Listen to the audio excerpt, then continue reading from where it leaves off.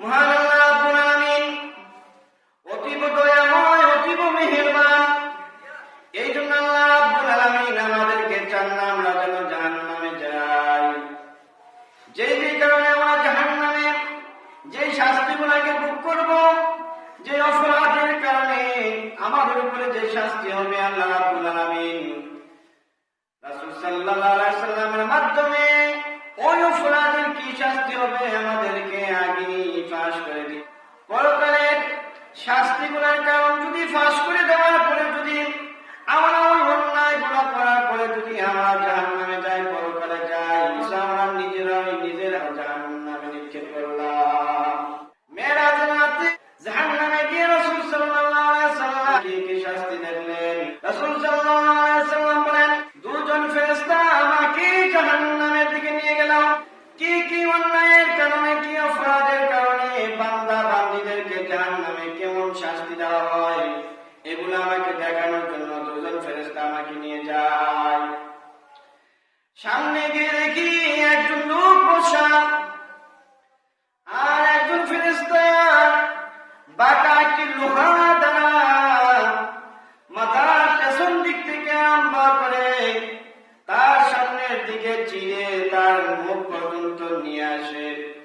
আবার একজন ফেরেশতা ওই বসা ব্যক্তির মুখের আরেক পাশ থেকে লোহা লাগিয়ে চিতে চিতে মাথার পেছনে নিয়ে যায়। মা হাজা, এগুলা কি, কেন এমন শাস্তি দেওয়া হচ্ছে? ফেরেশতারা বলেন, ইয়া রাসূলুল্লাহ, ইয়া হাবিবাল্লাহ, যে ব্যক্তিরা দুনিয়ার জমিনের মধ্যে অহরহ মিথ্যা কথা বলতো, মিথ্যা ছাড়া তাদের কোনো কথা আসতো না, কিয়ামতের আগ পর্যন্ত এই ফেরেশতারা তার মুখ থেকে আরম্ভ করে চিতে চিতে পেছনের দিকে নিয়ে যাবে, আবার পেছন দিকে চিতে চিতে তার মুখের সামনে নিয়ে আসবে। রাসূলুল্লাহ সাল্লাল্লাহু আলাইহি ওয়াসাল্লাম আল-কিযবু উম্মুল খাতিয়াত। রাসূল সাল্লাল্লাহু আলাইহি ওয়াসাল্লাম বলেন, মিথ্যা হলো সকল পাপের মূল, মিথ্যা হলো সকল পাপের মা। আজ আমাদের সমাজে, আমাদের মুসলমানের মধ্যে এমন ভাবে মিথ্যা সয়লাভ হয়ে গেছে, এমন ভাবে মিথ্যা প্রচার হয়ে গেছে যে আমরা সকালে ঘুম থেকে ওঠার পরে মিথ্যা কথা ব্যতীত আমরা কোনো সত্য কথা বলতে পারি না। রাসূল সাল্লাল্লাহু আলাইহি ওয়াসাল্লাম বলেন, কোন উম্মত যদি হাসি তামাশার মধ্যে যদি মিথ্যা কথা না বলে, সে যদি সত্য কথা বলে, আমি রাসূল আল্লাহর নবী কসম করে বলি, তার জন্য আমি জান্নাতের ওয়াদা দিলাম। অতএব রাসূল সাল্লাল্লাহু আলাইহি ওয়াসাল্লাম জানায়া দিলেন মিথ্যা কথা বলার কি শাস্তি। আমরা যদি পরিপূর্ণ ঈমানদার হই, পরকালের ভয় যদি আমাদের অন্তরে থাকে, তাহলে আমরা অবশ্যই মিথ্যাকে ছাড়তে হবে। রাসূল সাল্লাল্লাহু আলাইহি ওয়াসাল্লাম দেখলেন একজন ব্যক্তি শোয়া অবস্থায় আছে, আর একজন ফেরেশতা বড় একটা পাথর নিয়ে ওই শোয়া ব্যক্তির মাথার উপরে জোরে আঘাত করছে। আঘাত করার কারণে ওই ব্যক্তির মাথা ফেটে চৌচির হয়ে যায়, আর পাথরটা অনেক দূরে গিয়ে নিক্ষেপ হয়ে যায়। ওই ফেরেশতা আবার ওই পাথর কুড়াইয়ে নিয়ে আসে, আবার নিক্ষেপ করার জন্য। দ্বিতীয়বার নিক্ষেপ করার আগে ওই চৌচির ফেটে যাওয়া মাথা আবার একত্রিত হয়ে যায়। এইভাবে চলতে আছে। রাসূল সাল্লাল্লাহু আলাইহি ওয়াসাল্লাম বলেন, মা হাযা, এই কি? ফেরেশতারা বলেন, ইয়া রাসূলুল্লাহ, ইয়া হাবিবাল্লাহ, যারা দুনিয়ার মধ্যে আল্লাহ রাব্বুল আলামিনের হুকুম নামাজ পড়ে নাই, কিয়ামত পর্যন্ত তাকে এভাবে পাথর দ্বারা আঘাত করা হবে, তার মাথা চূর্ণ বিচূর্ণ হয়ে যাবে, আবার মাথা পরিপূর্ণ হয়ে যাবে, আবার চূর্ণ বিচূর্ণ হয়ে যাবে, এভাবে কিয়ামত পর্যন্ত বেনামাজি শাস্তি আল্লাহ রাব্বুল আলামিন দিবেন। রাসূল সাল্লাল্লাহু আলাইহি ওয়াসাল্লাম বলেন, ফেরেশতা আমাকে আবার একটু সামনে নিয়ে যায়। আমি দেখি একদল লোককে তাদের জিহ্বাগুলোকে আগুনের তীর দ্বারা কর্তন করতেছে। আমি বললাম, মা হাযা, এটা কি? ফেরেশতারা বলেন, ইয়া রাসূলুল্লাহ, ইয়া হাবিবাল্লাহ, এই লোকগুলো হলো ওরা যারা দুনিয়ার মধ্যে ইলম শিখেছে, কিন্তু মানুষের কাছে এলেম প্রচার করছে, কিন্তু সে আমল করে নাই। আল্লাহ রাব্বুল আলামিন আগুনের কেসির মাধ্যমে ফেরেশতাদেরকে বলেন তাদের জিহ্বা কাটার জন্য এই শাস্তি কিয়ামত পর্যন্ত চলতে থাকবে, কোনদিন বন্ধ হবে না। সমাজের মধ্যে, দেশের মধ্যে অনেক বক্তা দেখা যায় স্টেজে বসলে, মাহফিলে বসলে শ্রোতাদেরকে সত্য কথা বলে, কোরআনের কথা বলে, হাদিসের কথা বলে, হকের প্রতি দাওয়াত দেয়, কিন্তু সে হক মানে না। মা বাবার প্রতি অসম্মান করে, পাড়া প্রতিবেশীর প্রতি অসম্মান করে। অতএব শুধু জ্ঞান অর্জন করে শুধু সেই জ্ঞান মানুষের কাছে প্রচার করা যথেষ্ট নয়। ওই জ্ঞান অনুযায়ী আমল, ওই জ্ঞান অনুযায়ী বক্তা এবং কি জ্ঞানীরা আমল করতে হবে। রাসূল সাল্লাল্লাহু আলাইহি ওয়াসাল্লাম বলেন, ফেরেশতারা জাহান্নামের মধ্যে আমাকে আর একটু সামনে নিয়ে যায়। আমি যাওয়ার পরে একদম লোককে দেখি, তাদের ঠোঁট গুলা উঠে, ঠোঁটের মতন বড় বড় ঠোঁট, আর তাদেরকে আগুন দেওয়া হচ্ছে, তারা আগুন খাইতেছে।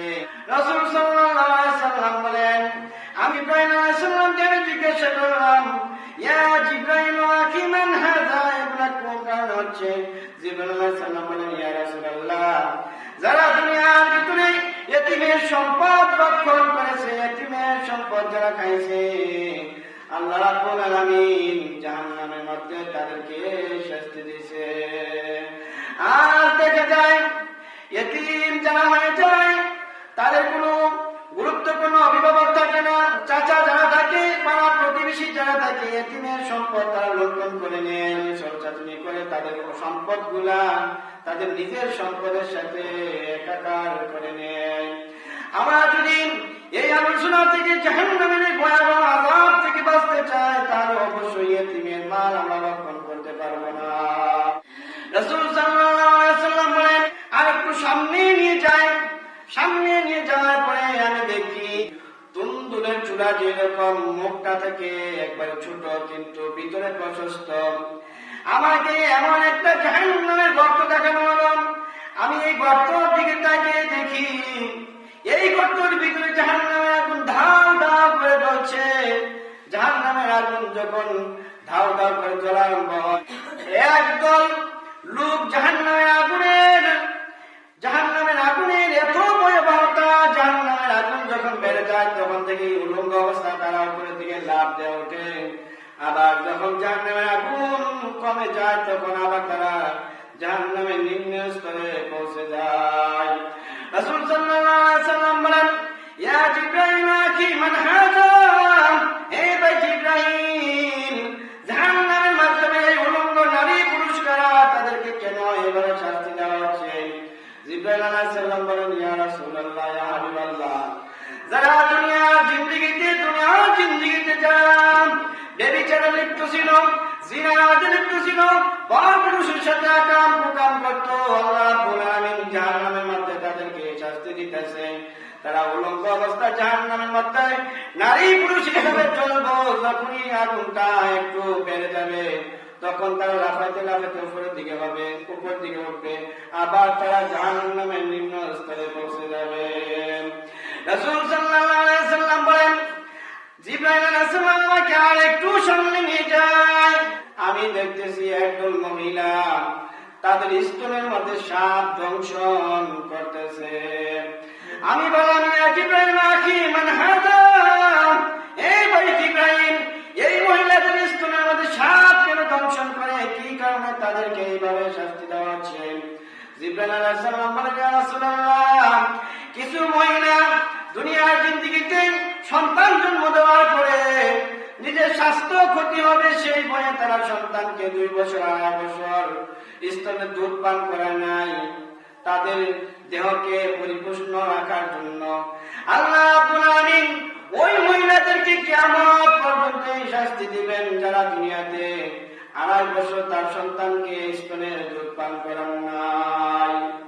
রাসূল সাল্লাল্লাহু আলাইহি ওয়াসাল্লাম বলেন, আমাকে যখন আর একটু সামনে নিয়ে যায়, আমি দেখি একদল মহিলা তাদের বুকের মধ্যে শক্ত শক্ত আংটা লাগানো, তাদেরকে এইভাবে ঝুলানো হচ্ছে, আমি বললাম, ইয়া জিবরাইল আখি মান হাযা, এই ভাই জিবরাইল, এইগুলার কারণ কি? কোন কারণে মহিলাদেরকে এমন শাস্তি দেওয়া হচ্ছে? জিবরাইল আলাইহিস সালাম বলেন, ইয়া রাসূলুল্লাহ, কিছু মহিলা আছে স্বামীর সাথে সংসার করে অন্য পুরুষের থেকে সন্তান গর্ভে নিয়ে আসে, স্বামীর অগোচরে অন্য পুরুষের সাথে দৈহিক সম্পর্ক করে গর্ভে সন্তান নিয়ে আসে, আর প্রচার করে যেটা তোমার সন্তান।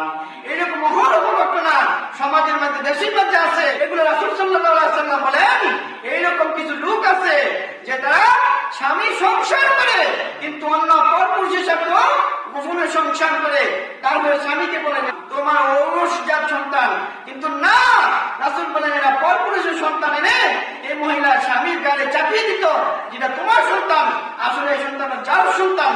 রাসূল সাল্লাল্লাহু আলাইহি ওয়াসাল্লাম বলেন, যারা স্বামীকে এভাবে ধোঁকা দিয়েছে, স্বামীর সাথে যারা প্রতারণা করে অন্য পুরুষের সাথে মেলামেশা করে সন্তান স্বামীর গায়ে চাপিয়ে দিয়েছে, আল্লাহ রাব্বুল আলামিন পরকালে জাহান্নামের মধ্যে ওই মহিলার পক্ষের মধ্যে, ওই মহিলার বুকের মধ্যে আংটা লাগাইয়া, জাহান্নামের আংটা লাগাইয়া এইভাবে শূন্যের মধ্যে ঝুলাইতে থাকবে কিয়ামত পর্যন্ত। এই শাস্তি চলতেই থাকবে। রাসূল সাল্লাল্লাহু আলাইহি ওয়াসাল্লাম বলেন, ফেরেশতারা আমাকে আর একটু সামনে নিয়ে যায়, আমি দেখি একটি রক্তের সাগর, রক্তের নদী। এই রক্তের নদীর মধ্যে একজন লোক হাবুডুবু খাচ্ছে, একজন লোক রক্তের নদীর মধ্যে হাবুডুবু খাচ্ছে। তিনি রক্তের নদীর মধ্যে সাঁতরাইতে যখন কিনারে আসার জন্য চেষ্টা করে, এমন অবস্থায় আবার উপর থেকে একজন ফেরেশতা বড় একটি পাথর তার মাথার মধ্যে আঘাত করে, ওই পাথরের আঘাত খাওয়ার পরে ওই লোকটা আবার রক্তের নদীর মাঝখানে চলে যায়। যখনই সে আবার কিনারে আসতে চায়, তখন ওই ফেরেশতা আবার পাথরটা আঘাত করে, ওই আঘাতের কারণে ওই লোকটা আবার মাঝখানে চলে যায়। রাসূল সাল্লাল্লাহু আলাইহি ওয়াসাল্লাম বলেন, মান হাযা ইয়া জিবরাইল, ও ভাই জিবরাইল, রক্তের নদীর মাধ্যমে যে ব্যক্তিকে পাথর দ্বারা আঘাত করে শাস্তি দেওয়া হচ্ছে, কেন দেওয়া হচ্ছে আমাকে জানাও। জিবরাইল আলাইহিস সালাম বলেন, হাবিব ইয়া রাসূলুল্লাহ, যারা দুনিয়ার মধ্যে সুদ খাইতো, যারা দুনিয়ার মাধ্যমে সুদ খাইতো, আল্লাহ রাব্বুল আলামিন তাদের জন্য পরকালে এই শাস্তি রেখেছে। রাসূল সাল্লাল্লাহু আলাইহি ওয়াসাল্লামকে আল্লাহ রাব্বুল আলামিন এই শাস্তিগুলো দেখাই দিলেন যে জাহান্নামের মাধ্যমে গেলে কোন কারণে কোন শাস্তি হবে। মেরাজের রাতে এই ঘটনাগুলো শিখাই দিলেন, কিন্তু আমরা মেরাজের ঘটনা থেকে আমরা শিক্ষা নেই না। নামাজ না পড়লে কি শাস্তি, জিনা করলে কি শাস্তি, সুদ খাইলে কি শাস্তি, এতিমের মাল ভক্ষণ করলে কি শাস্তি, এগুলো থেকে আমরা কোনো শিক্ষা নেই না। আল্লাহ রাব্বুল আলামিন এতই দয়াবান, এতই মেহেরবান। আল্লাহ রাব্বুল আলামিন এই জন্য আগে জানা দিলেন যে আমার বান্দা বান্দীরা যেন এই অন্যায় গুলা করে যেন দুনিয়া থেকে পরকালে না আসে। এইভাবে প্রশ্ন করতে ফাঁস করে দেওয়ার পরে যদি আমরা এই অপরাধ গুলা করার পরে যদি আবার আমরা জাহান্নামে যাই, তাহলে আমাদের মতো হতভাগার দুনিয়াতে কেউ নাই। রাসূল সাল্লাল্লাহু আলাইহি ওয়াসাল্লাম বলেন, আমাকে আর একটু সামনে নিয়ে যাওয়া হলো, আমি জাহান্নামের মাধ্যমে উকি দিয়ে দেখলাম, জাহান্নামের মাধ্যমে বেশি সংখ্যা নারীরা বেশি। আমি জিজ্ঞাসা করলাম, ইয়া জিবরাইল আখি, হে ভাই জিবরাইল, জাহান্নামের মধ্যে নারীরা বেশি, তার কারণ কি? জিবরাইল আলাইহিস সালাম বলেন, দুইটি কারণে নারীরা বেশি জাহান্নামে যাবে। এক নম্বর, নারীরা তাদের স্বামীর অবাধ্যতা করবে। বর্তমানে দেখবেন নারী স্বামীর বেশি অবাধ্যতা চলে। নারীরা ওই রকম, নারীদেরকে সারা বছর আপনি দিবেন, 365 দিন তার চাহিদা মতো তার সবকিছু দিবেন, একদিন দিতে পারবেন না, তখন আপনার স্ত্রী বলবে আমার জীবনটাই গেল তোমার সাথে সংসার করে। রাসূল সাল্লাল্লাহু আলাইহি ওয়াসাল্লাম বলেন, নারীরা জাহান্নামে যাওয়ার আরেকটি কারণ হয়েছে, নারীরা বেশি লানত দেয়, এর কারণে নারীরা বেশি জাহান্নামে যাবে। আপনি পাড়া প্রতিবেশী ঝগড়াঝাটির মধ্যে দেখবেন, পুরুষের যতটুকু গালাগালি না করে, নারীরা তার চেয়ে ডাবল গালাগালি করে এবং কি লানত দেয়। একটু সমস্যা হইলেই পায়, তোর আল্লাহ গলত দাও, তোর আল্লাহ ঠেকা করো, তোর দামে মারা দা, তোর ছেলে মারা দা, তোর বিটা যেন আল্লাহ সূর্য রোদ পোয়া, তোর সবকিছু পিছনে ধ্বংস হয়ে যায়। নারীরা এইভাবে লানত দেয় মানুষকে, স্বামীকে দেয়, ছেলেকে দেয়, আপন জনকে দেয়, এইভাবে লানত বেশি দেয় কারা? নারীরা।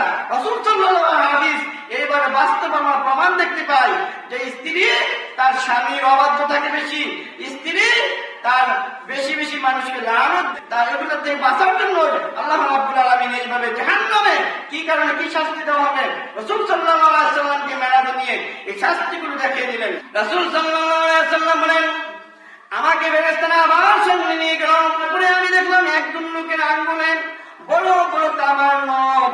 এগুলা দেখার পরে আমি দেখলাম তাড়াতাড়ি তামার নখ দিয়ে তাদের মুখের মধ্যে চার মধ্যে কামড়াচ্ছে, আর তাদের চেহারার মাংসগুলো এইভাবে খুলে খুলে পড়ে যাচ্ছে।